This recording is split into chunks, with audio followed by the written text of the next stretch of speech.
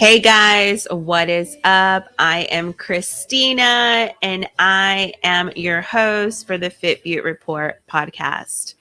So, on today's episode, I am going to be talking about beauty tech, social media apps, and Porsche. So, let's get started. Anyways, you guys, I'm so happy for you to be here today on today's episode. I am wearing one of my favorite shirts that I found at H&M. It looks like a little, um, pajama top, but it's really not. This is the new style, and I really find it stylish. So now let's get started and let's jump right in. So, jumping right in, talking about Pinterest. Pinterest is adding search filters for different hair textures. And I feel like this is something that is going beyond just Pinterest and beauty technology, right? Pinterest is an actual technology that is used for searching different things that we are interested in, and they're looking for beauty products, beauty hairstyles, and different ways of how to put your clothing together. Now, Pinterest is launching a search tool with you to be able to find your new hair texture. So, to Pinterest, this is new. To us, it hasn't been new. I know many women with coily, curly, wavy, kinky hair. And Pinterest didn't know this before, but they are now having this new feature that is for Black, Brown, and Latinx people in mind, so that this feature can be found in their search bar. And which is very interesting because a lot of times the beauty industry for a long time didn't even acknowledge this actual category in any of the hair beauty brand products. You couldn't find anything for this texture or this kind of hair style.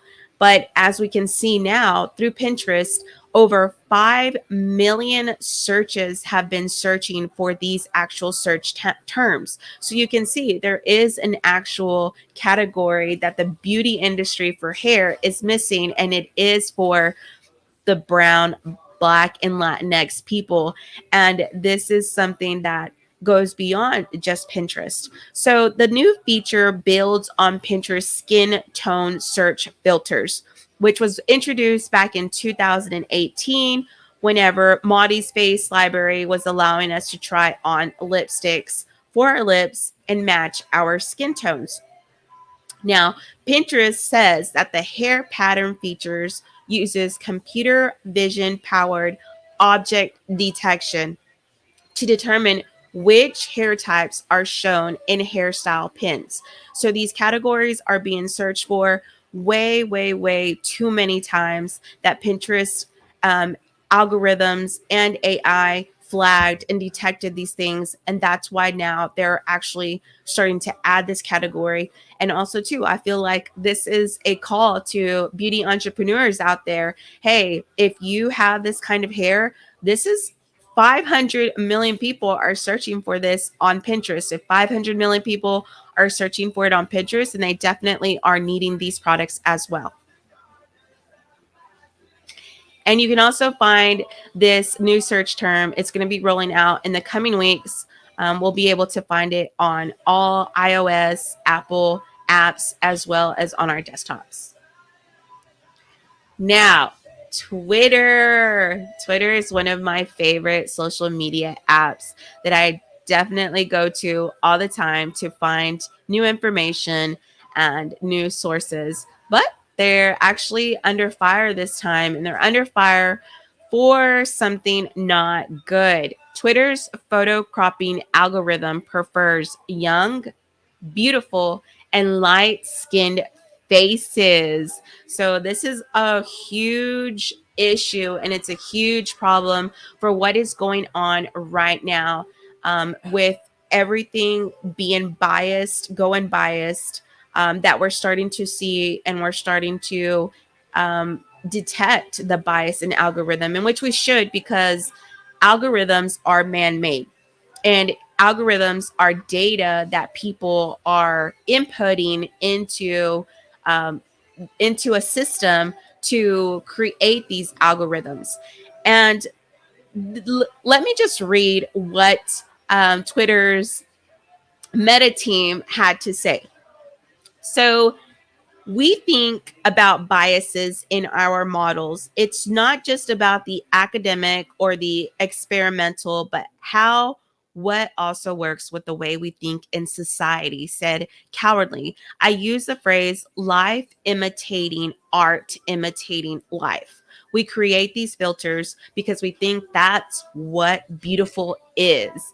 And that ends up training our models and driving these unrealistic notions of what it means to be attractive. So I have a lot to say about this, and let me tell you my thoughts on this. Beauty is in the eye of the beholder. And beauty standards in America are unrealistic, period. So to be able to implement that unrealistic standard in our algorithms is just absurd, and we shouldn't be doing this. Realistically, and talking real life, humans are come in different shapes, sizes, colors, and look different. And if you are going to be accepting of others, you should also have this being shown in the algorithm, because let's just face it, our algorithms need to be programmed to be like humans, and humans having compassion to one another and being accepting of different cultures, different nationalities, different hairstyles, and different skin tones, because ultimately we are all humans, and we are accepting of different races and how we look, and which should also be something that Tech for Good, which is something that I stand for, we definitely need to make sure that that is also shown in our technology and in the development of the algorithms. We saw this back in the algorithm for Amazon when they did the facial recognition. They found bias in their facial recognition when they favored black skin, when they favored white skin over black. So we have to be able to spot these and detect them. And I believe that every one of these systems should be, detected and be looked at, so that we're not finding this bias. We're not allowing this bias to get away. And this is something that, although the results of Twitter's bias competition may seem disheartening, confirming the pervasive nature of societal bias in algorithm systems, it also shows that tech companies can combat these problems, and in which they should. We should definitely be able to look into, deep dive into the particular type of algorithms, so that we are detecting biases in any systems, in any algorithms. Now, Porsche is what we can see getting into the NFTs craze. Everybody's been hearing about NFT craze, and Porsche is going to be jumping in with their digital marketing head, which is Christian Norrell. He is the head of company building at Porsche Digital.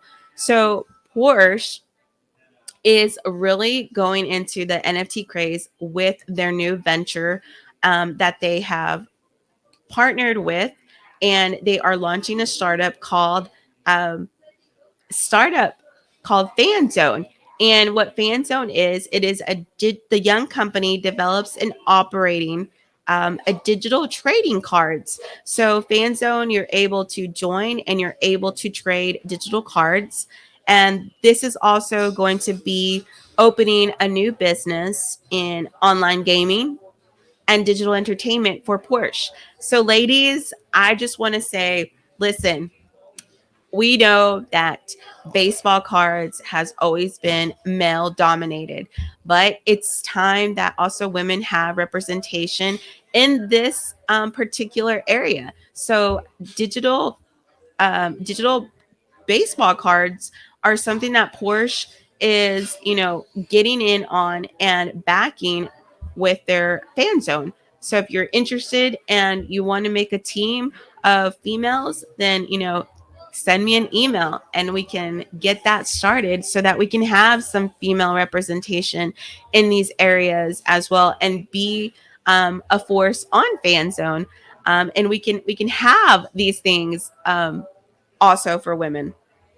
you know it's something that many fans have been limited to, and it's been limited to women, but if we can get women in there, women can also do this. All right, guys, now Febreze. I love Febreze. I love to spray my home with Febreze. I love for my home to smell really good, and I love for the smell to last. But many times the smell doesn't really last, even if marketing on the product will say this is long lasting, and it doesn't last at all. But after years of research, scientists at Febreze have unlocked ways to deliver long lasting, touch activated scent in a spray. So, this is great so that, ladies, when you're at home and you're having company that's coming over, you can just spray your entire home with Febreze touch spray activated, and you can have your company come over while you're greeting them at the door, in the dining room, and you walk in, it smells great, but then when you walk into your living room and you sit down on the couch, and you sit down on the couch so it reactivates the smell, and it smells like you just sprayed the entire room all over again, but you really didn't spray the room. It was actually touch scented activated. And for the guys as well, when you have your stinky couch that stinks and you spray it all over to smell a whole lot better, and the dog is coming over to sit on the couch with you, and he jumps up on the couch and he sits down, the smell no longer lingers and it's not stinky, but instead the dog just reactivated the sprint scent, and it smells good all again. So, hey, I'm so glad that Febreze invented this new technology. This is something that is going to be very, very helpful for all of us in our homes to smell good and for our homes to smell good. All right, guys. Well, that concludes this week's episode. As always, you can find me on social media, Christina the Fit Beaute. We also have our YouTube channel where you can find these live episodes, and on Facebook, the Fit Beaute Report. Or you can find me on Twitter at Christina the Fit Beaute. And as always, thanks so much for lending me your ears and tuning in to today's episode. Peace and love.